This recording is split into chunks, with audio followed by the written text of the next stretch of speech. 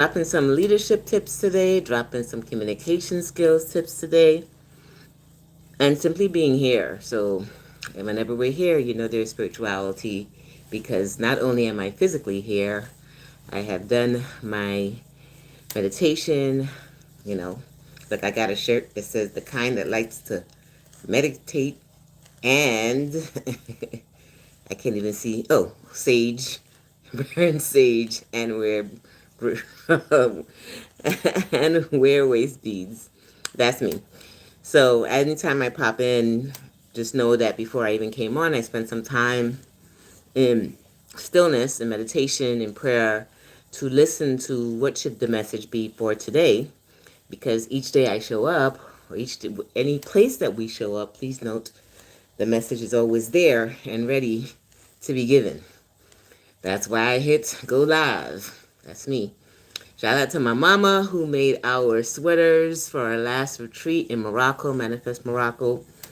I saw one of my clients wore hers yesterday as she did her daily live. So I said, let me jump in and wear mine too so I can give some love to the mama who does all of um, our branding stuff. So I gotta love on her because she loves on us. But before we even get into it, please note it's another snowy day in Brooklyn, New York. So there's no outdoor walking today for safety. For those who do go outside, be safe. And for those who stay inside, do something. Keep moving. So you got another winter wonder ride today with me. And as I pop in live, I started thinking, okay, what message should I share with them today? And everything that came up bounded behind communication and leadership. So the bound between those two, right? Now, I think what makes me an incredible leader is my ability to communicate.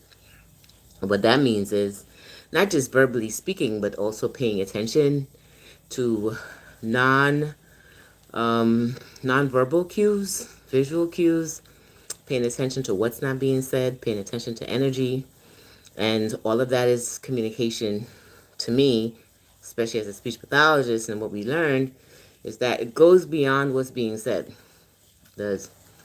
So I know a lot of folks pay attention to verbal language, especially as leaders. We got a lot to say, right? Always got to come out with lots to say. But sometimes I think it's very important as a leader to be able to listen to and to receive information. Not only be the person given the information, but to receive. So before I even tip for leaders also, before I even go live, before I even decide to share the message or share whatever communicative skills that I want to share, the most important thing is to spend some time within myself to listen, be still, and pay attention to what it is that we need to send out there. So the message for today, it's like Sesame Street. You guys remember Sesame Street? The word of the day, the message of today is the importance of stillness and listening and paying attention. Those three. Stillness, listening, paying attention makes you a dynamic leader. And it also improves your communication skills. That's how those two come into play. Stillness gives us a chance to listen, right? Paying attention means we're not just listening, but we're attending to what's around us. We're noticing things. We're being observant. We are using our spiritual eyes, not just our visual eyes. So understanding that there's more beyond what you see and nor beyond what you hear can help you to be a better communicator. It's a major communication skill that many miss. Most few people feel communication has a lot to do with expressive communication, which is expressive language, what we need to say, being able to say it. And they usually come asking for support in, okay, how do I say this, Dr. Ali? Or how do I get this message across, Dr. Ali? And we can work on that. And one of the things I'll always start off with back is just stillness and listening, not speaking. Closing your mouth and actually paying attention to what's happening around you. What are people not saying?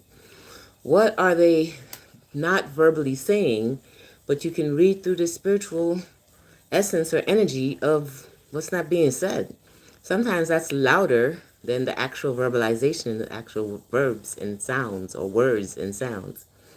So that became the emphasis, is paying attention to what's not only being said, what's being projected, what's being felt, what's being expressed, so that you can receive what you need to receive. Does that make sense? I see you guys popping in. Say hi. Your hi does matter. Yes, it does.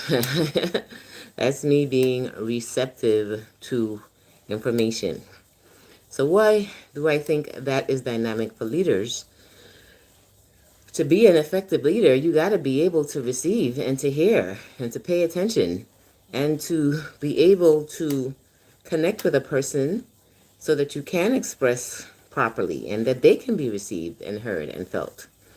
So sometimes we do so much time expressing and talking, and we're the ones that always have something to say, but we miss out on what they're saying and what needs to be heard or listened to.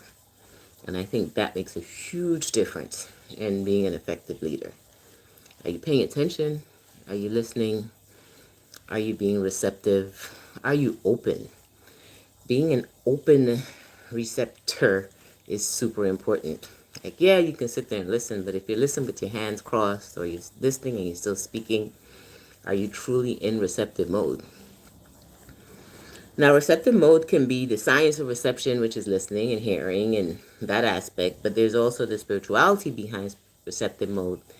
And that's your heart, that's your soul, that's your energy space of being really open to what is it that I need to hear at this moment. Here's some really cool things. Not everyone hears the same message at the same time. Everyone has unique messages or a unique manner of receiving information. So therefore, what they hear and what they feel can be quite different than what another person might hear or feel.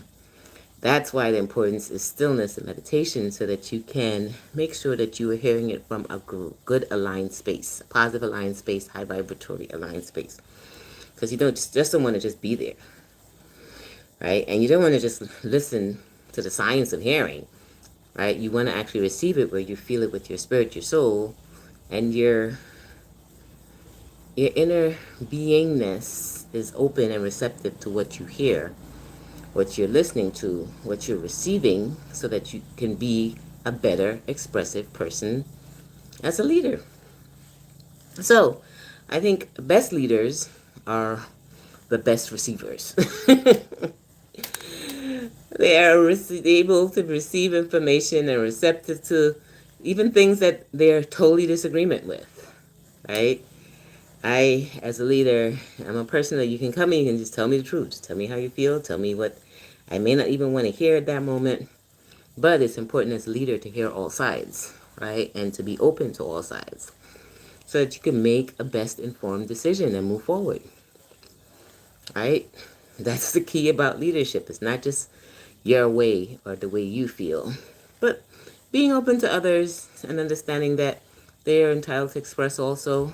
And sometimes they may see something that you haven't seen, and you're open to the different foresight or the different receptive capacity than you may have. So that's the little message I wanted to share with you guys today. As I'm on the bike, I'm indoors. Thought to myself, what's the message to be shared? That's what I got. Hope you're able to receive it. I hope it came at the right time for you.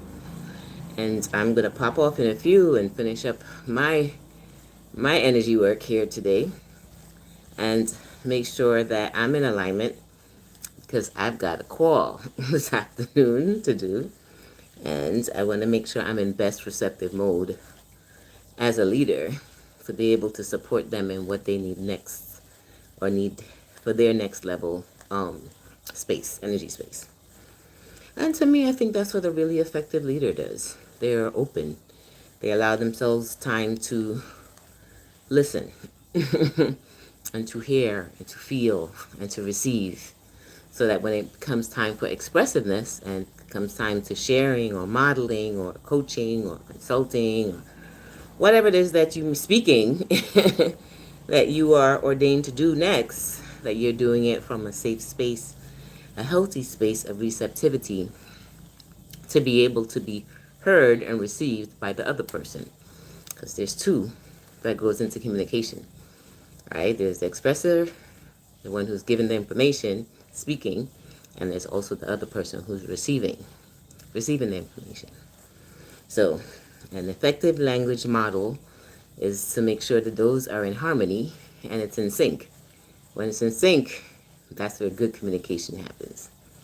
When it's out of sync, breakdown happens. And that's the difference in having really, really good communication skills and not. I hope you were able to receive that. I hope you got it. If you got it, just let me know I got it. And then I'll know that at least this message was really for someone out there who needed to hear this, who want to improve their communication skills as a leader and feel that I just need to know what to do. Hey, Dr. Al, hey, how do I become better at this? Yeah, more stillness, more receptivity, more allowance. That'll be the key to becoming a better communicative partner in a process. And remember, there's the expressor, there's the receiver, and both have to be in alignment. Can't be happening at the same time, and it can't be happening out of sync, because then you lose harmony and you lose the capacity to receive and or express clearly. Hope you received that. Hope that was good. Got the message, had to deliver it, and get my movement in. Make sure you get your movement in for today. Hopefully it's hearing my voice. Hopefully something has resonated. I believe it has. Because if I got it, somebody out there needs to receive it.